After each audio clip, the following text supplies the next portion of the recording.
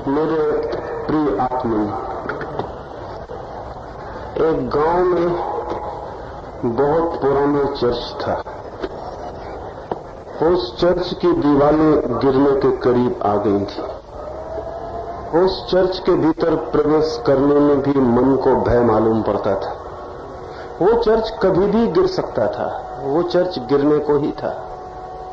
आकाश में बादल गरजते थे तो गांव के लोग समझते थे कि आज चर्च बचेगा नहीं। रात में बिजली चमकती थी तो लोग घरों के बाहर आकर देखते थे कि शायद चर्च गिर गया हो। ऐसे पुराने चर्च में कौन प्रार्थना करता, कौन आराधना करता? आखिर चर्च की कमेटी और पादरी लोगों से प्रार्थना कर करके थक गए, लेकिन लोगों ने चर्च में आना शुरू नहीं किया। फिर चर्च की कमेटी की बैठक हुई। वो बैठक भी चर्च के बाहर हुई, चर्च के भीतर नहीं, क्योंकि चर्च का पुरोहित और चर्च की कमेटी के लोग भी भीतर जाने की हिम्मत नहीं कर सकते थे। उन्होंने बाहर बैठकर 4 प्रस्ताव स्वीकार किए। उन्होंने पहला प्रस्ताव स्वीकार किया कि हम बहुत दुख से स्वीकार करते हैं कि पुराने चर्च को गिराना आवश्यक हो गया है। दुख से, क्योंकि पुराने को गिराने में बड़ी तकलीफ होती है। दूसरा प्रस्ताव उन्होंने स्वीकार किया, लेकिन हम शीघ्र ही एक नया चर्च बनाएंगे, लेकिन नया चर्च हम ठीक वैसा ही बनाएंगे जैसा पुराना है। हम पुराने चर्च की नींव को नहीं बदलेंगे, उसकी बुनियाद पर ही नया चर्च उठाया जाएगा। अब पुराने की नींव पर दुनिया में कभी भी नया निर्मित नहीं होता है। लेकिन उस चर्च की कमेटी ने तय किया कि हम पुरानी की नींव पर ही नई दीवारें उठाएंगे। और उन्होंने ये भी तय किया कि पुराने चर्च की ईंटों का ही नए चर्च में उपयोग किया जाएगा, पुराने दरवाजे ही उपयोग किए जाएंगे, पुरानी खिड़कियां ही लगाएंगे, पुराने कपड़ों का ही हम इस्तेमाल करेंगे, पुराने चर्च की एक भी चीज नहीं खोएंगे, उसे नए में लगाएंगे। और पुरानी जगह पर, पुरानी नींव पर ही नया चर्च बनाना है। वो नाम को ही नया होगा, क्योंकि सब पुराना ही उसमें लगाना था। और चौथा प्रस्ताव भी उन्होंने पास किया कि जब तक नया न बन जाए तब तक पुराने को गिराएंगे नहीं।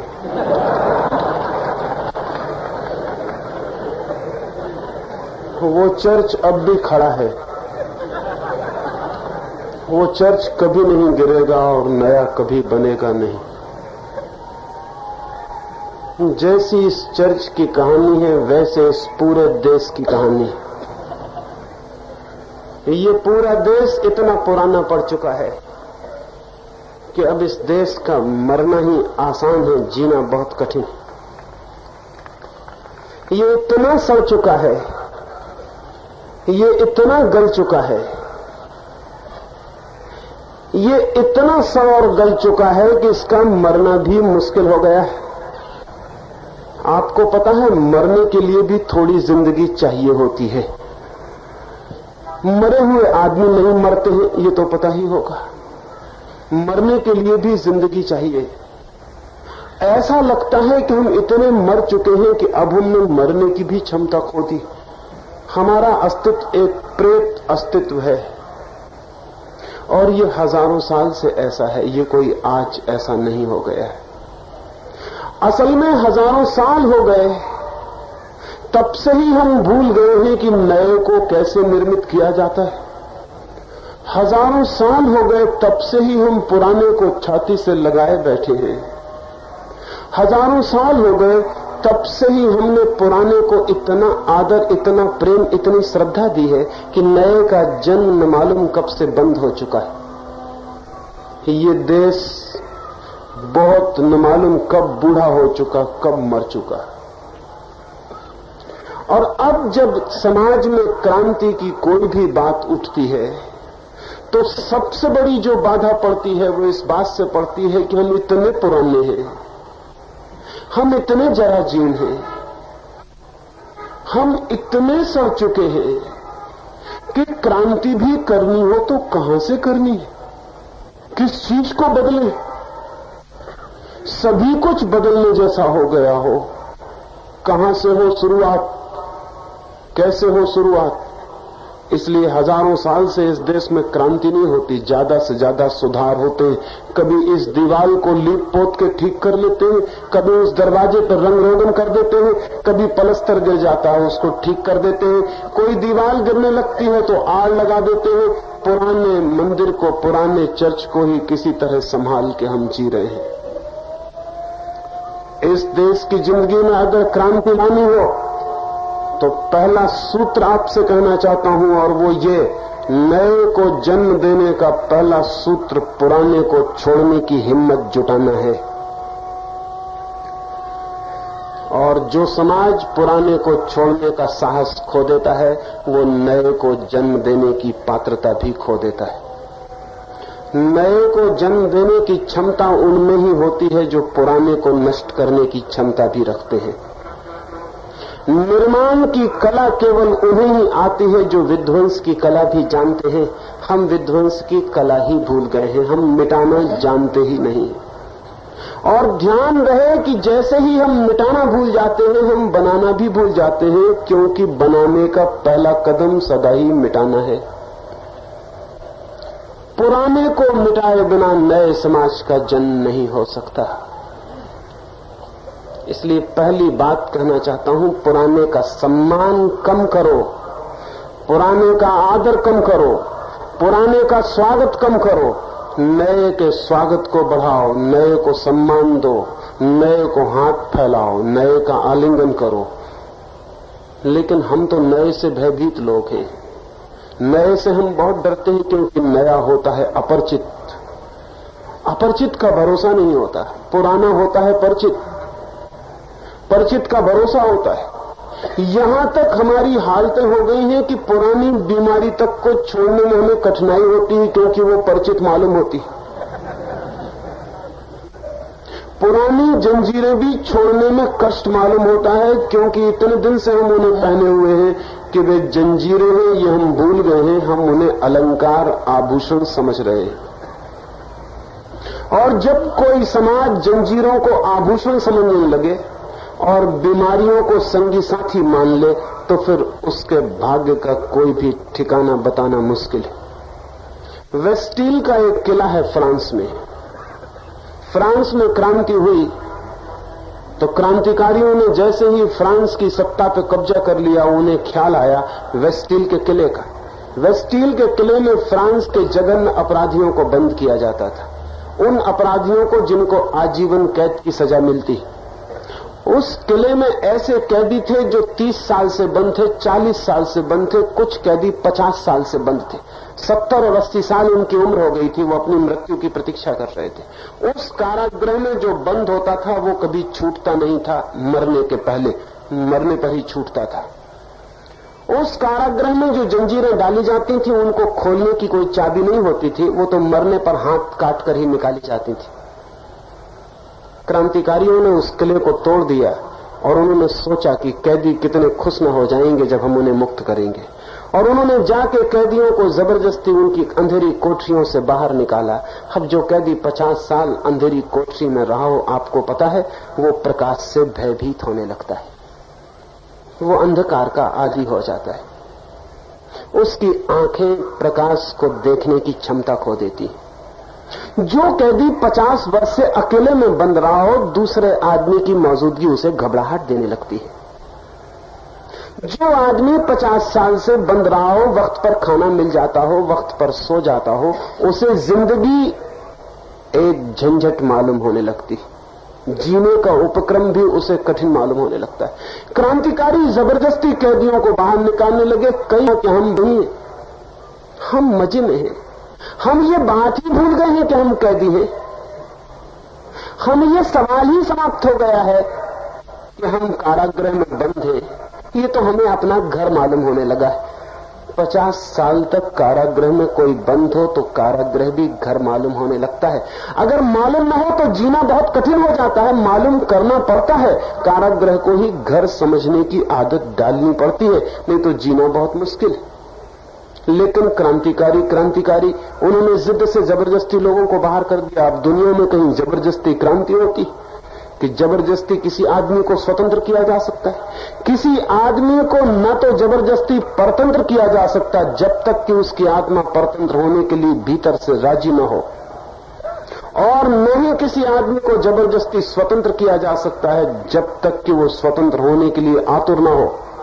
और जो स्वतंत्र होने के लिए आतुर है, उसके शरीर को भला कोई परतंत्र बना ले, उसकी आत्मा को कोई कभी परतंत्र नहीं बना सकता। और जो परतंत्र होने के लिए उत्सुक है, उसके शरीर को भला हम स्वतंत्र कर दें, उसकी आत्मा कभी स्वतंत्र नहीं हो सकती। जबरदस्ती खींचकर निकाल दिया कैदियों को, उनकी जंजीरें तोड़ दी। लेकिन एक अद्भुत घटना घटी इतिहास की, ऐसी शायद कभी घटना नहीं घटी थी। सांझ होते होते आधे कैदी वापस लौटकर अपनी कोठरियों में बैठ गए, और उन कैदियों ने कहा, हम बाहर जाने से इनकार करते हैं, हम मर जाएंगे, लेकिन हम अपना कारागृह नहीं छोड़ सकते। दिन में हमें इतना बुरा लगा जिसका कोई हिसाब नहीं। लोगों को देख के डर लगता है, सूरज की रोशनी में आंख नहीं खुलती, और हाथ की जंजीरें तुमने छीन ली हैं तो ऐसा लगता है जैसे हम नंगे नंगे हैं, कोई चीज शरीर से कम हो गई। हम रात को सोएंगे कैसे? हम बिना हाथ के उस भारी वजन के सो नहीं सकते। उस वजन के आधार पर ही हम सोते हैं, हम उसके आदी हो गए। हमारी जंजीरें हमें वापस चाहिए। वेस्टिल के किले पर जो हुआ था, अगर हिंदुस्तान के आदमी की तरफ हम देखें तो हमें लगेगा कि वो ठीक ही हुआ था। हिंदुस्तान के आदमी के साथ रोज वही हो रहा है। हम पुराने के इतने आदी हो गए हैं कि हमें ख्याल ही भूल गया है कि नया भी हो सकता है। कितनी है गरीबी हमारी पुरानी, कुछ पता है? हम जब से हैं तब से गरीब है। ये झूठी बातों में मत पड़ना कि दुनिया की कहानियों में लिखा हुआ है कि हिंदुस्तान सोने की चिड़िया है। ये कहानियां सरासर झूठी हैं। हिंदुस्तान सोने की चिड़िया है, लेकिन कुछ थोड़े से लोगों के लिए, सारे लोगों के लिए नहीं।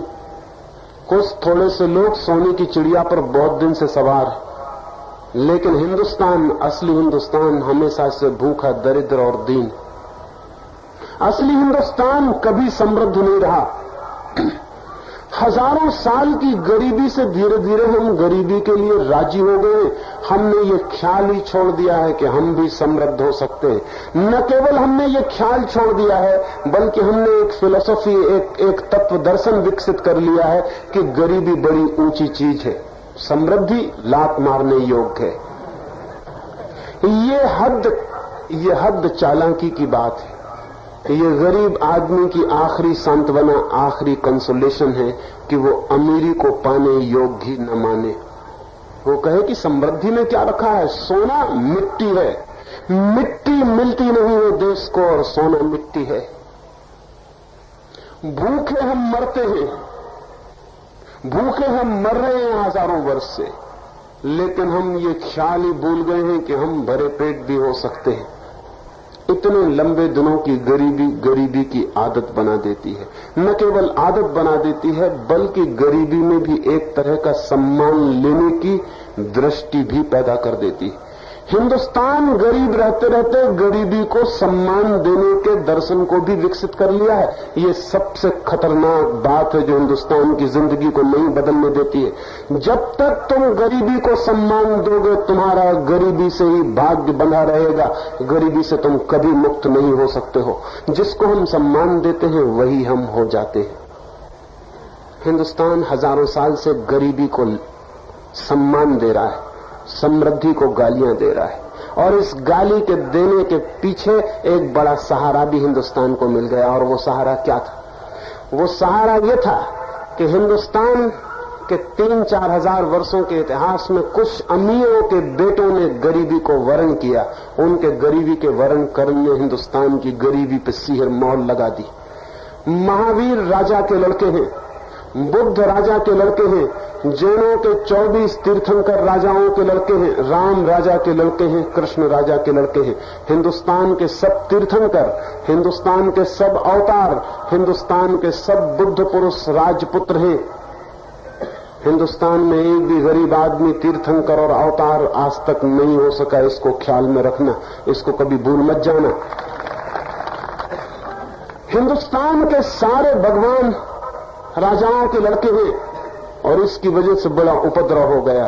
राजाओं के लड़के धन से ऊब जाते हैं, राजाओं के लड़के महलों से ऊब जाते हैं, राजाओं के लड़के जिंदगी के ऐश विलास से ऊब जाते हैं। मनुष्य के मन का एक नियम है, गरीब आदमी गरीबी से ऊब जाता है, अमीर आदमी अमीरी से ऊब जाता है। जो भी मिलता है आदमी उसी से ऊब जाता है, जो भी मिल जाए उसी से ऊब जाता है। जो लोग पैदल चलते हैं वो कार में बैठे हुए लोगों को देखकर तरसते, कार में बैठे हुए लोग पैदल चलने का मजा भी लेने की कोशिश करते। अमीरों के लड़के अमीरी से ऊब गए, उन्होंने अमीरी को लात मार दी और भिखमंगे हो गए। उनके भिखमंगे होने से भारत की गरीबी पे सील मोहर लग गई। भारत के गरीबों ने समझा कि जब अमीर तक लात मार के गरीब हो जाते हैं तो हम पे तो भगवान की बड़ी कृपा है कि हम पहले से ही गरीब हैं। हम किन्हीं पिछले जन्मों के पुण्य का फल भोग रहे हैं शायद, कि हमको भगवान ने पहले से ही गरीब बनाया। धन्यवाद है भगवान का, क्योंकि जब गरीब होना ही पड़ता है तो फिर गरीब पहले से ही होना बहुत अच्छा है। लेकिन पता नहीं है उनको कि अमीर आदमी जब गरीब होता है तो गरीबी में भी एक मजा आता है। अमीर आदमी के लिए गरीबी एक बदलाहट है, अमीर आदमी के लिए गरीबी भी एक मजा है। मैं अभी बनारस में था, 2 अमीर लड़के अमेरिका से हिप्पी वहां आए हुए थे, वो मुझसे मिलने आए। वे करोड़पतियों के लड़के हैं, वे बनारस में नंगे पैर घूम रहे हैं और लोगों से 10-10 पैसे की भीख मांग के अपना खर्च चला लेते। मैंने उनसे पूछा, पागलो तुम्हें क्या हो गया, तुम 10-10 पैसे की भीख मांग रहे हो गरीब मुल्क में खड़े होकर, तुम अमीरों के लड़के हो। उन हिप्पियों ने मुझसे क्या कहा, आपको क्या पता कि गरीब होकर कितनी स्वतंत्रता मालूम होती। जहां तबीयत होती वहां सो जाते हैं, न कोई फिक्र है न कोई डर है, भिक्षा मांग लेते हैं, न कोई संपत्ति को रखने का सवाल है न हिफाजत का सवाल है। हम गरीब होकर पहली बार स्वतंत्रता अनुभव कर रहे हैं। अब गरीब आदमी की समझ के बाहर हो जाएगा कि गरीब होकर कैसी स्वतंत्रता अनुभव की जाती है। जाके अकालग्रस्त लोगों से पूछो कि अमीर लोग उपवास करके भी बड़ा आत्मिक आनंद अनुभव करते हैं, तुम भूखे मरते लोग, तुम्हें भी भूखे मरने में आनंद आता है कि नहीं? तो वे अकालग्रस्त लोग कहेंगे हमारी समझ के बाहर है कि भूख में कैसे आनंद आ सकता है। लेकिन जिनके पेट बहुत भरे हों उन्हें कभी कभी भूखे रहने में भी आनंद आता है, ये झूठ नहीं है। अमीर आदमी को, खाए पिए आदमी को भूखे रहने में सुख मिलता है, लेकिन गरीब आदमी इसकी कल्पना भी नहीं कर सकता। अमीर आदमी को गरीब होने में भी मजा आ सकता है। वो अमीर आदमी की आखिरी लग्जरी है, वो आखिरी विलास है। जब सब उसने पा लिया और कुछ पाने को नहीं बचता, तब वो कहता है अब हम गरीबी को भी पाके रहेंगे। अब वो गरीब होने का भी मजा लेना चाहता है। गरीब होने का मजा सिर्फ अमीर ले सकते हैं। मैं आपसे ये कहना चाहता हूं, सिर्फ अमीर गरीब होने का मजा ले सकते हैं। जिन्हें ज्यादा खाने को मिलता है, जो ओवर फेड हैं, वो उपवास और अनशन का मजा भी ले सकते हैं। जिनके पास बहुत वस्त्र हैं, वो नंगे खड़े होने का मजा भी ले सकते हैं।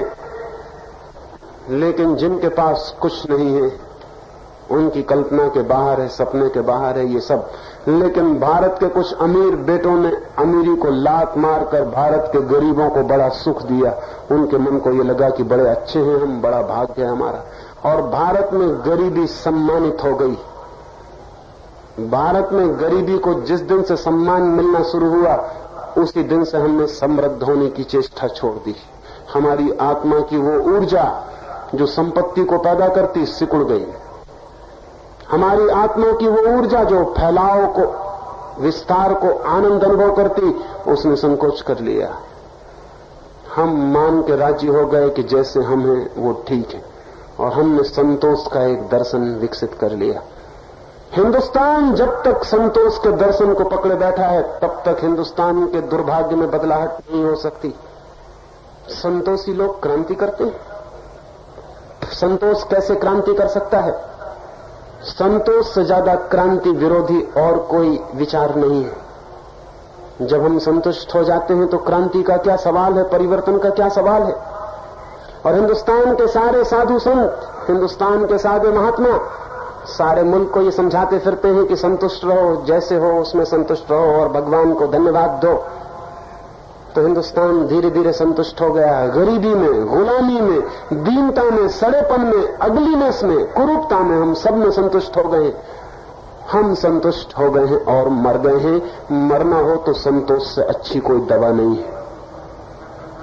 मरने का रामबाण उपाय है संतोष। और ये संतोष क्यों हमें सिखाया गया? क्योंकि गरीबी इतनी बड़ी थी। इस गरीबी के साथ जिंदा रहने की एक ही तरकीब थी कि हम संतुष्ट हो जाएं, या एक दूसरी तरकीब थी कि गरीबी को मिटा दें और धन को पैदा कर लें। धन आसमान से नहीं बरसता है, धन पैदा करना पड़ता है। धन मनुष्य की ईजाद है, ये ख्याल रहे। धन प्रकृति में नहीं मिलता। प्रकृति में केवल धन को पैदा करने के अवसर होते हैं। धन आदमी पैदा करता है। धन ह्यूमन इन्वेंशन है। धन जो है वो मनुष्य का आविष्कार है। धन कहीं पड़ा हुआ नहीं है। धन हमें निर्मित करना होता है। अमेरिका को 300 वर्ष हुए। 300 वर्ष पहले भी अमेरिका में लोग रहते थे, इसी अमेरिका में, इसी भूमि में, लेकिन वे हमेशा गरीब रहे। उनके जीवन की फिलॉसफी अमीर होने की नहीं थी। 300 वर्षों से जो लोग अमेरिका में, उन्होंने धन के अंबार लगा दिए। पृथ्वी पर इतना धन कभी किसी एक देश में पैदा नहीं हुआ था। ये धन कहां से आ गया? अगर हिंदुस्तान के आदमियों को अमेरिका में बसा दो, अमेरिका भी गरीब होगा।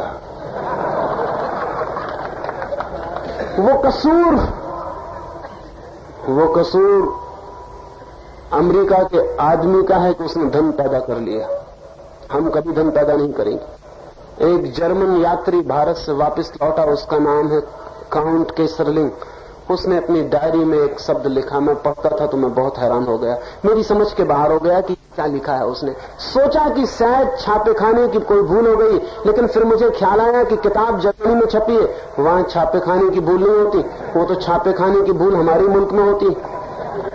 और हमारे मुल्क में किताब छपती है तो किताब के पहले 5-7 पन्ने लिखे रहते हैं भूल सुधार। और अगर उन 5-7 पन्नों को भी गौर से देखो तो उनमें भी भूलें मिल जाएंगी। लेकिन ये किताब तो जर्मनी में छपी, इसमें भूल नहीं हो सकती। कोई कौम बर्दाश्त नहीं कर सकती कि किताबों में भूल हो। जब चित्त में भूलें होती हैं तो किताबों में भूलें आती। किताबें तो हमारे चित्त का लक्षण है, सारी जिंदगी हमारे चित्त का लक्षण है। जो कौम कोशिश करती है कि सब ठीक हो, व्यवस्थित हो, उसकी किताब में भूल कैसे होगी? फिर इस किताब में गड़बड़ दिखाई पड़ती है। फिर मैंने बार बार उसके वाक्य को पढ़ा, फिर मुझे उसकी मजाक समझ में आई कि वो मजाक कर रहा है, भूल नहीं हुई। उसने एक वाक्य लिखा है कि मैं हिंदुस्तान से लौटा हूं और हिंदुस्तान के बाबत एक बात मेरे मन में रोज रोज गूंजती रही, और वो ये कि India is a rich country where poor people live. Hindustan एक अमीर देश है जहां गरीब आदमी रहते हैं। मैंने ये कैसा हो सकता है? अगर देश अमीर है तो गरीब आदमी कैसे रह सकते हैं? और अगर गरीब आदमी रहते हैं तो देश अमीर कैसे हो सकता है? ये दोनों बातें उल्टी हैं। लेकिन फिर उसका मजाक ख्याल में आया कि वो हम पर मजाक कर रहा है। वो ये कह रहा है कि लोग अगर बुद्धिमान होते और अमीर होना चाहते तो देश तो अमीर था और लोग अमीर हो सकते थे, लेकिन लोग बुद्धिहीन हैं और गरीब रहना चाहते हैं, इसलिए देश तो अमीर है। लेकिन देश क्या कर सकता है? जबरदस्ती अमीर तो नहीं बना सकता है हमें। 5000 वर्षों में हमने कौन सी टेक्नोलॉजी विकसित की, कौन सा तकनीक विकसित किया जिससे धन पैदा हो? हमने कौन सी मशीनें ईजाद की जिनसे धन पैदा हो? हमने मनुष्य के समाज को कौन सी ऐसी गठन और रचना दी जिससे धन पैदा हो? हमने धन पैदा करने का कोई उपाय नहीं किया। हमने निर्धनता को स्वीकार कर लिया।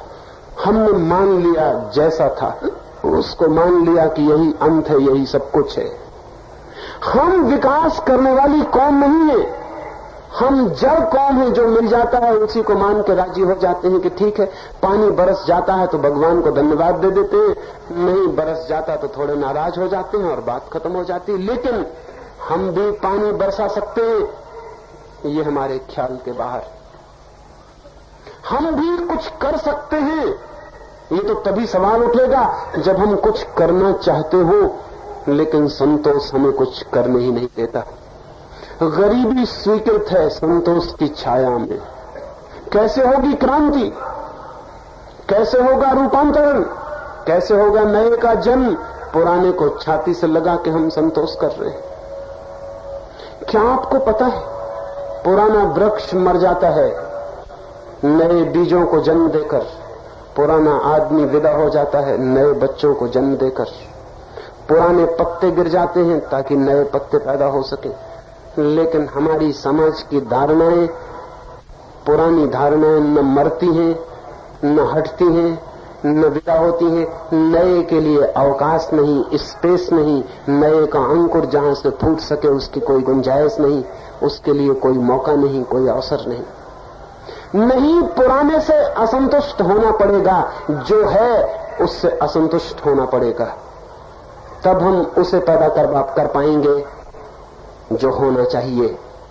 जो है उससे असंतुष्ट होना जरूरी है ताकि वो पैदा किया जा सके जो होना चाहिए। लेकिन कोई सिखाता है हमें कि हम असंतुष्ट हो जाएं। छोटे से बच्चों तक को हम कहते हैं संतुष्ट रहो, संतोष में बड़ा सुख है। संतोष में सुख नहीं है, सुखी आदमी में संतोष होता है। ये फिर से मैं दोहराऊं, हमें समझाया जाता है संतोष में सुख है, ये गलत है, ये बिल्कुल झूठ है। संतोष में कोई सुख नहीं है, लेकिन सुख में जरूर बहुत संतोष है। सुख हो तो एक संतोष की छाया जीवन में छा जाती है, लेकिन सुख न हो, जीवन में दुख हो, तो आदमी संतोष करके किसी तरह अपने को समझा के दुख को छिपा लेता है, सुखी नहीं हो जाता। मैं एक सन्यासी के पास गया, कोई 10-50 लोग वहां इकट्ठे थे। सन्यासी ने मुझसे कुछ बातें की और फिर कहा कि मैंने एक गीत आज बनाया है, वो आपको सुनाता हूं, शायद आपको पसंद आ जाए। उन्होंने वो गीत गाया। उस गीत का मतलब, उस गीत को सुन के वहां बैठे हुए 50 सिर एकदम खुशी से हिलने लगे और वाह वाह करने लगे। मैं तो बहुत हैरान हुआ। उस गीत का मतलब क्या था? उस गीत का मतलब था कि सन्यासी एक सम्राट को उस गीत में कह रहे हैं कि तुम रहो अपने स्वर्ण के सिंहासनों पर, हम लात मारते हैं तुम्हारे स्वर्ण सिंहासन पर, हमें कोई मतलब नहीं तुमसे, तुम्हारे स्वर्ण सिंहासनों से, हम तो अपने धूल में संतुष्ट हैं, हम तो अपनी धूल में मगन। मैंने उनसे कहा कि आपने कभी सुना किसी सम्राट ने ये गीत लिखा हो कि मगन रहो तुम अपनी धूल में, लात मारते हैं तुम्हारी धूल पर हम अपने स्वर्ण सिंहासन पर बड़े आनंद में, हम फिक्र नहीं करते तुम्हारी धूल की। कभी किसी सम्राट ने ये नहीं लिखा, लेकिन सन्यासी बार बार ये क्यों लिखते हैं? ये कहीं मन को सांत्वना देने की तरकीबें तो नहीं? स्वर्ण सिंहासन पूरी तरह दिखाई पड़ रहा है, अपने मन को समझाने के लिए गालियां दे रहे हैं आप कि लात मारते हैं तुम्हारे स्वर्ण सिंहासन पर। अगर स्वर्ण सिंहासन बेकार है तो लात मारने का कष्ट किस लिए कर रहे हैं? और अगर अपनी धूल में मजे में है तो स्वर्ण सिंहासन पर बैठे हुए लोगों को ईर्ष्या करने दो। अपने मुंह से क्यों अपनी धूल की प्रशंसा कर रहे हो?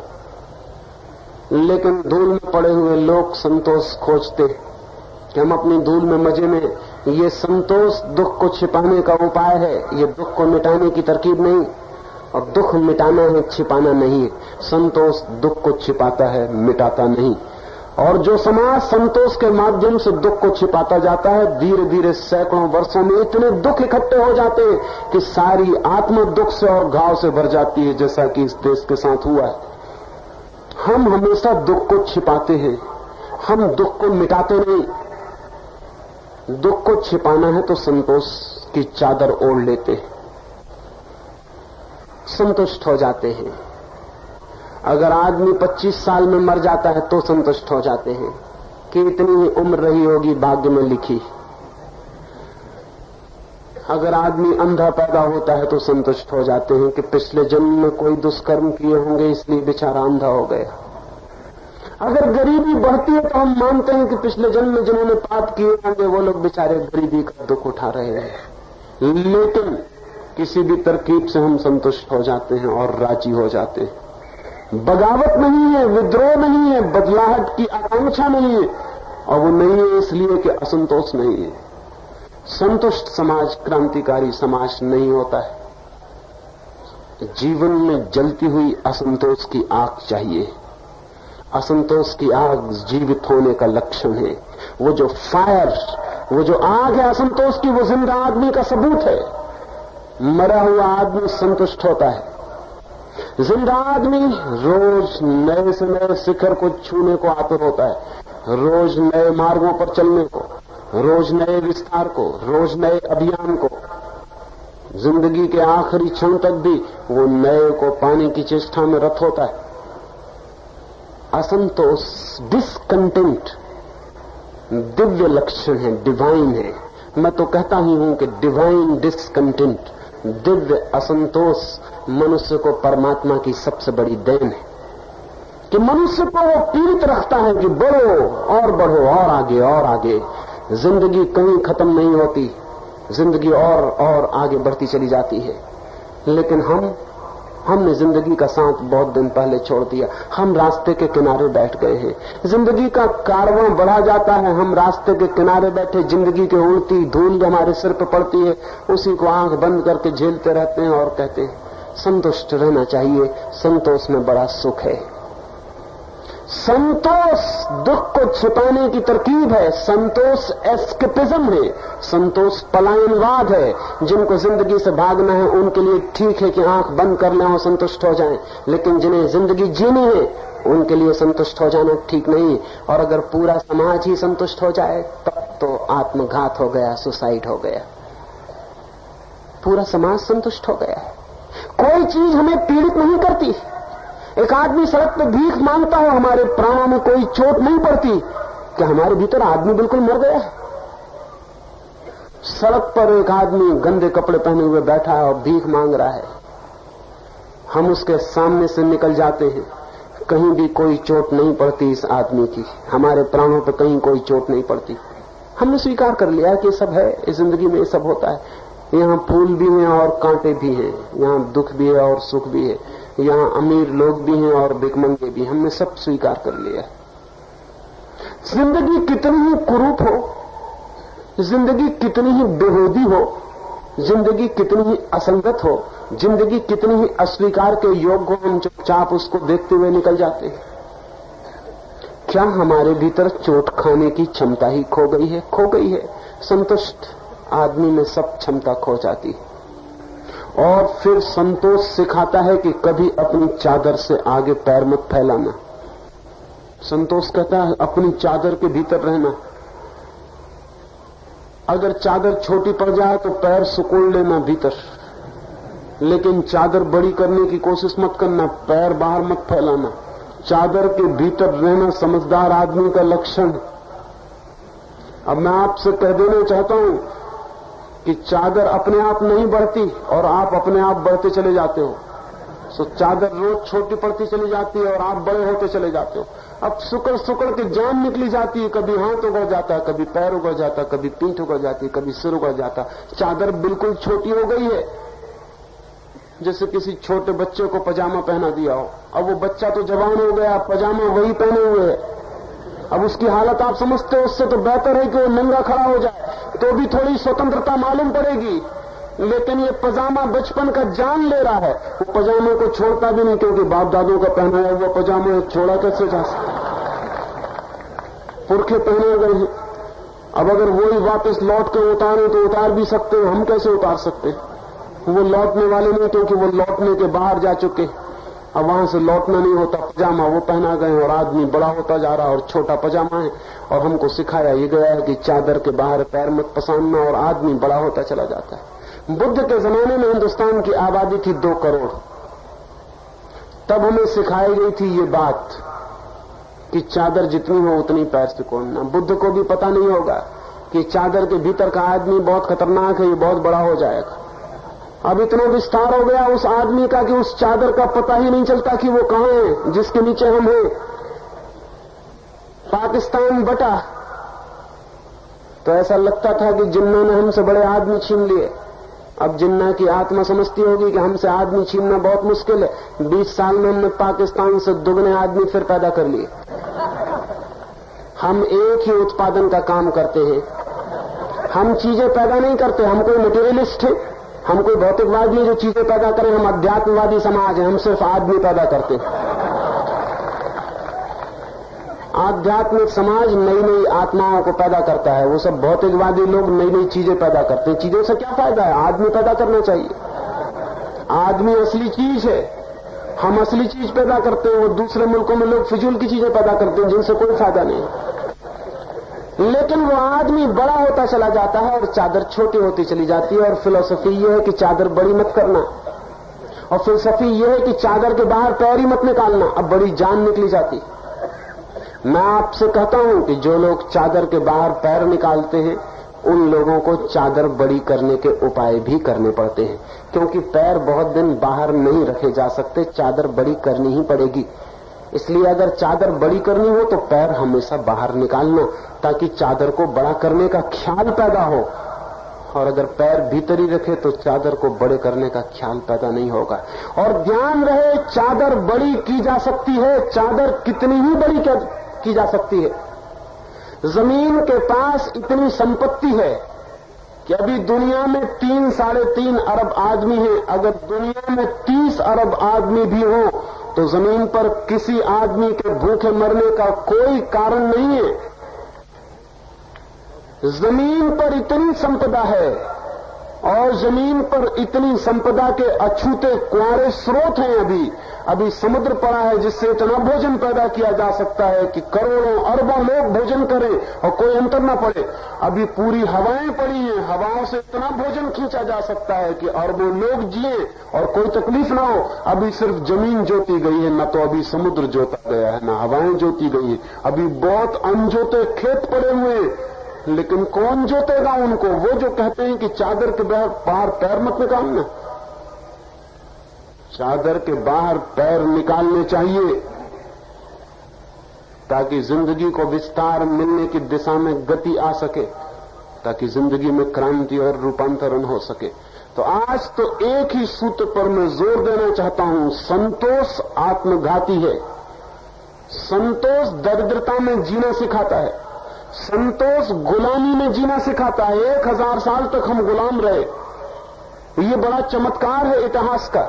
दुनिया में कोई कौम 1000 साल तक गुलाम नहीं रही है और न रह सकती है। 1000 साल तक गुलाम रहने का मतलब आप समझते हैं क्या होता है? 1000 साल तक गुलाम रहने का मतलब यह होता है कि हमारे भीतर स्वतंत्र होने की कोई कामना ही नहीं है। 1000 साल तक गुलाम हमें रखा जा सकता है, उसका मतलब यह है कि हम स्वतंत्र होना ही नहीं चाहते। और हम क्यों स्वतंत्र होना चाहें?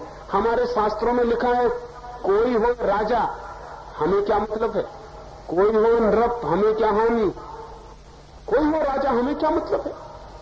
हम अपना राम भजन करते रहेंगे, अपनी अपनी मड़ियाओं में बैठकर कीर्तन करते रहेंगे, राजा से हमें क्या लेना देना। कोई भी हो, जब ऐसी बातें सिखाई जाती हैं समाज को, तो समाज किसी भी स्थिति में रहने को राजी हो सकता है। 1000 साल तक हम गुलाम रहने को राजी हो गए। और ये मत सोचना कि अभी आप और हम अपनी ताकत से आजाद हो गए। अगर हम पर ही छोड़ दिया जाता आजाद होना, तो हम कभी ये झंझट में न पड़ते आजादी के, हम गुलाम ही रह आते। वो तो अंग्रेज बड़े अजीब लोग थे और न माने और हमको आजाद कर ही गए। अन्यथा हमारी कोई तैयारी न थी। हमने क्रांति की थी 1942 में और आजादी मिली 1947 में। ऐसा कहीं सुना है कि क्रांति हो 5 साल पहले, आजादी मिले 5 साल बाद? गोली मारी जाए अभी और लगे 5 साल बाद, ऐसा कभी सुना है? और वो गोली भी बड़ी पोस्ट थी, उसमें भी कोई आवाज नहीं हुई थी, कुछ भी नहीं हुआ था। हिंदुस्तान के एक नेता को भी पता नहीं था कि हम आजाद होने वाले। आजादी बिल्कुल आकस्मिक घटना की तरह हमारी छाती पर सवार हो गई। हम चौंक गए। हम इतने गुलामी से न चौंके थे जितने हम आजादी से चौंके, और हम गुलामी से इतनी परेशानी में न पड़े थे जितने 20 साल से हम आजादी में पड़े हैं। तो आप देख ही रहे, ये आजादी बड़ी अजनबी है हमारे मन को। ये हमारे मन की मांग नहीं, ये हमारे चित्त की आकांक्षा नहीं। आजाद होने के लिए भी बड़े असंतोष लोग चाहिए। दूसरे महायुद्ध में मैंने सुना है जर्मनी ने तय किया था हॉलैंड पर हमला करने के लिए। हॉलैंड गरीब देश है, हमारे जैसा गरीब नहीं। गरीबी से ये मतलब नहीं होता जैसे हम गरीब हैं। पश्चिम में गरीबी का भी वही मतलब होता है जो हमारे यहां साधारणता अच्छे खाते पीते लोगों का होता है। पश्चिम अमीर, हॉलैंड अमीर देश नहीं है बहुत। उसकी तकलीफ है कि उसके समुद्र का पानी ऊंचा है जमीन से और चारों तरफ मुल्क में दीवारें उठा के समुद्र के पानी को रोकना पड़ता है कि जमीन डूब ना जाए। तो आधी ताकत देश की इसी में लग जाती। और जब जर्मनी ने तय किया कि हॉलैंड पर हमला करेगा तो हॉलैंड मुसीबत में पड़ गया। हॉलैंड को सोचना पड़ा, उसके पास फौजें नहीं है जर्मनी से लड़ने के लायक। हम क्या करेंगे? क्या हम गुलाम हो जाएं? अगर हम होते तो हम कहते ये तो बहुत ही सुअवसर है, इसको क्यों चूकते हो? अपनी झंझट छोड़ो, कोई दूसरा रिस्पांसिबिलिटी लेता है। गुलामी में एक फायदा है, अपनी कोई झंझट नहीं रहती। दूसरे लोग झंझट करते, वो फिक्र करते हैं, हमारी झंझट नहीं रहती, हमको चिंता भी नहीं करनी पड़ती। गुलामी के बड़े मजे हैं, गुलामी ऐसी बेमजा नहीं है। नहीं तो दुनिया में कोई आदमी इतनी देर तक गुलाम रहने को राजी ना हो अगर गुलामी में कोई मजा ना हो। गुलामी के भी बड़े मजे हैं। स्वतंत्र होने में जिम्मेवारी बढ़ती, दायित्व बढ़ता है। स्वतंत्र होने में खतरे बढ़ते, स्वतंत्र होने में खुद से ही भूलें हो जाती। गुलाम होने में हमसे भूलें होती ना खतरे होते। मगर वो हॉलैंड के लोग बड़े गड़बड़ रहे होंगे, उन्होंने कहा कि हम गुलाम नहीं होना है। फिर क्या कर सकते हो? गुलाम तो होना पड़ेगा क्योंकि ताकत दुश्मन के पास है, तुम्हारे पास ताकत नहीं। हॉलैंड के लोगों ने क्या निर्णय लिया पता है आपको? हॉलैंड के लोगों ने निर्णय लिया कि जिस गांव पे जर्मनी का कब्जा हो जाए उस गांव के लोग गांव की दीवार तोड़ दें, समुद्र को आ जाने दें, डूब जाएं और खत्म हो जाएं। हॉलैंड पूरा डूब जाएगा लेकिन गुलाम नहीं होगा। हॉलैंड मर जाएगा लेकिन गुलाम नहीं होगा। और इतिहास में कहने को एक बात तो रह जाएगी कि एक कौम मर गई लेकिन गुलाम होने को राजी नहीं हुई। जो गुलाम नहीं होना चाहता, मैं आपसे कहता हूं दुनिया में उसे कोई गुलाम नहीं कर सकता। मार सकता है, हत्या कर सकता है, गुलाम नहीं कर सकता। लेकिन हम गुलाम होने के लिए भीतर से तैयार हैं, अब भी तैयार हैं। अभी भी हम नए नए ढंग से गुलामी खोज सकते हैं। अगर चीन हम पर हमला करे तो हमारे मुल्क में लाखों लोग तैयार हो जाएंगे कि आ जाओ, स्वागत के लिए हम तैयार हैं। वो कम्युनिज्म के नाम से कहेंगे, दूसरे नाम से कहेंगे। भीतर गुलाम भारतीय बैठा हुआ है जो किसी की भी गुलामी स्वीकार कर सकता है। वो जो भीतर हमारे गुलाम होने की वृत्ति है वो किसी की भी गुलामी में बड़ी राहत अनुभव करेगी। वो कहेगी चलो झंझट छूटी, अपनी मुसीबत मिटी, अब तुम संभालो। नहीं, ये इतने दिन गुलाम रहना हमारे सोचने के गलत ढंग का परिणाम था। इसमें न मुसलमानों का कसूर है, न इसमें तुर्कों का कसूर है, न हुओं का, न अंग्रेजों का। इसमें अगर कोई भी कसूरवार है तो हमारे सिवाय और कोई कसूरवार नहीं। लेकिन हमारे नेता कहते हैं कि हमारा कोई कसूर नहीं, उन्होंने हमला कर दिया, हम क्या करें? बड़े मजे की बातें करते हैं। किसी ने हमला कर दिया फिर कुछ करने को नहीं बचता। हमारे नेता कहेंगे हमारी समाज तो बड़ी बहादुर है, बड़े शेर हैं। अभी देखा आपने, चीन का हमला हुआ था, हिंदुस्तान भर में शेर पैदा हो गए, कविता करने लगे। पूरा मुल्क एकदम कविता करने लगा कि हमको मत छेड़ो, हम सोए हुए शेर हैं। लेकिन कभी आपने सुना है कि सोए शेरों ने यह कहा हो कि हमको मत छेड़ो, या कि सोए शेरों ने कविताएं की हो? ये कभी सुना है? और फिर वो सोए शेर कहां गए और उनकी कविताएं कहां गई कुछ पता नहीं। वो चीन लाखों मील जमीन पर कब्जा किए बैठा है। वो सब शेर खो गए, वो सब कवि खो गए, उनमें से कई पद्मश्री हो गए, न मालूम क्या क्या हो गया, वो सब खत्म हो गए।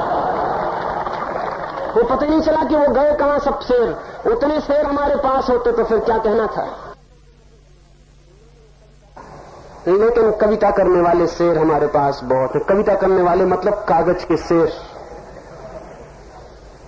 वो चीन ने जमीन दबा ली। दिल्ली में एक बड़े नेता से बात कर रहा था। मैंने कहा उस जमीन का क्या हुआ? वो बड़े नेता बोले कि आप भी उसकी बात करते हैं, वो जमीन बिल्कुल बेकार है, वो किसी काम की नहीं है। उसमें न कुछ पैदा होता न कुछ होता, बेकार जमीन, उसके लिए क्या लड़ना झगड़ना। ये हमारे नेता हैं, ये हमारे अगुआ हैं, लेकिन इनका कोई कसूर नहीं। हमारा पूरा मानस चीजों को स्वीकार करने वाला है, अस्वीकार करने वाला नहीं।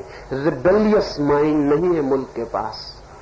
मुल्क के पास विद्रोही चित्त नहीं है, संतोषी चित्त है। संतोषी चित्त नहीं चाहिए, विद्रोही चित्त चाहिए, असंतुष्ट चित्त चाहिए।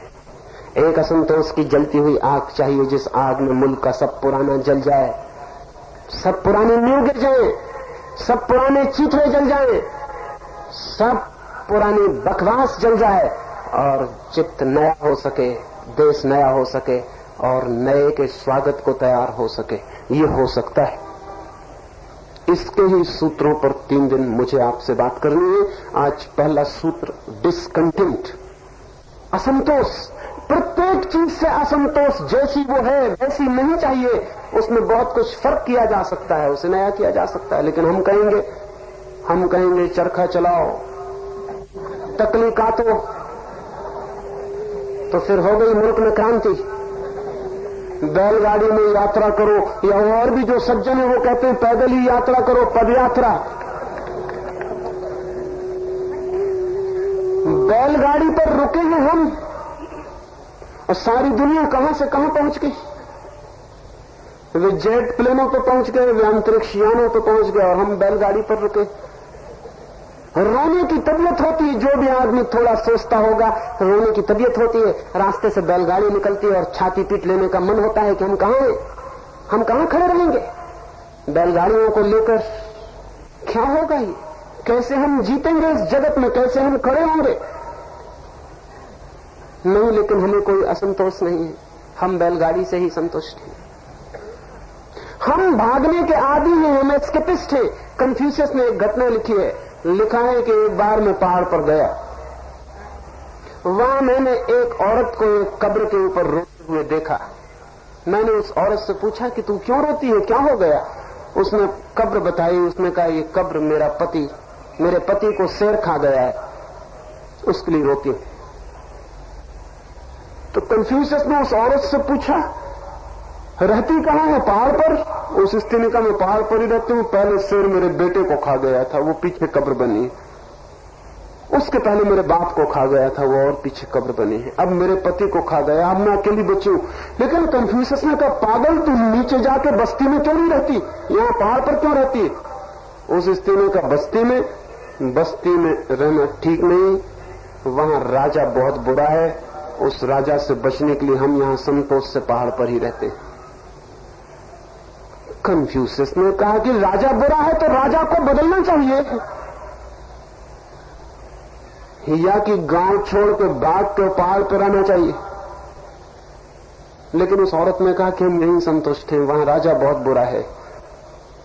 मैं कन्फ्यूशियस की घटना पढ़ता था, मैं सोचता था कन्फ्यूशियस कहीं मिल जाए। मिलना बहुत मुश्किल है, 2500 साल पहले हो चुका, लेकिन जिंदगी अनूठी है, मिल भी सकता है। कहीं मिल जाए तो उससे मैं कहूं कि वो औरत जो चीन में रहने लगी थी, वहां जाके पहाड़ पर खोजबीन करो, कहीं भारत की रहने वाली तो नहीं थी, क्योंकि मुझे शक होता है वो औरत भारतीय होना चाहिए। ये भारतीय मानस है, ये कहता है जहां तकलीफ वहां से भाग जाओ, कहीं छिप जाओ। अगर घर गृहस्थी में दुख मालूम होता है तो घर गृहस्थी को बदलो मत, सन्यासी हो जाओ। अगर औरत के साथ तकलीफ मालूम होती तो औरत और आदमी के बीच की व्यवस्था को मत बदलो, औरत को छोड़ के भाग जाओ। अगर बच्चे परेशान करते हैं तो बच्चों को छोड़ दो, लेकिन बच्चों की जिंदगी को नया करने का, जहां से परेशानी होती है उसको बदलने के लिए कुछ मत करो। इसका मतलब क्या होता है? इसका मतलब होता है पलायनवादी रुख। भाग जाओ, जिंदगी का सामना मत करो। जिंदगी का सामना करना हो तो असंतुष्ट होने की क्षमता, पात्रता और साहस चाहिए, और मरना हो तो ठीक है, संतोष बिल्कुल ठीक है, लेकिन संतोष ही रखना है तो फिर सांस भी नहीं लेना चाहिए, क्योंकि सांस भी असंतुष्ट आदमी लेता है। अगर आदमी बिल्कुल संतुष्ट हो जाए तो सांस भी क्यों लेगा? क्या जरूरत सांस लेने की? पानी पीने की क्या जरूरत? भोजन करने की क्या जरूरत? कुछ भी जरूरत नहीं है फिर। या तो इतने संतुष्ट हो जाओ, भारत से कहने का मन होता है कि बिल्कुल मर जाओ, और या फिर छोड़ो इस संतोष को और जिंदगी की राह पकड़ो और जिंदगी को बदलने की हिम्मत जुटाओ। ये हिम्मत जुटाई जा सकती है, नए बेटों से, नए बच्चों से आशा बांधी जा सकती है। उनकी आंखों में हिम्मत की झलक मालूम पड़ती है, लेकिन पुराने लोग उन्हें बिगाड़ने की इतनी कोशिश में लगे हैं कि बहुत डर है कि कहीं वो बिगाड़ न दे। हिंदुस्तान में जवान आदमी पैदा नहीं हो पाता, उसके पहले बूढ़े मिलकर उसको बूढ़ा बना देते। आने वाले 3 दिनों में ये मुल्क कैसे जवान हो सके, ये मुल्क कैसे विद्रोह सीख सके, ये मुल्क कैसे क्रांति से गुजर सके, उसके कुछ सूत्रों पर हम बात करेंगे। आज तो पहले सूत्र पर मैंने बात की है, संतोष को छोड़ दो, असंतोष को स्वीकार करो। असंतोष मार्ग है परिवर्तन का, असंतोष मार्ग है क्रांति का, असंतोष मार्ग है नए जीवन की उपलब्धि का। मेरी बातों को इतनी प्रेम और शांति से सुना, उससे बहुत अनुग्रहित हूं और अंत में सबके भीतर बैठे परमात्मा को प्रणाम करता हूं। मेरे प्रणाम स्वीकार करें।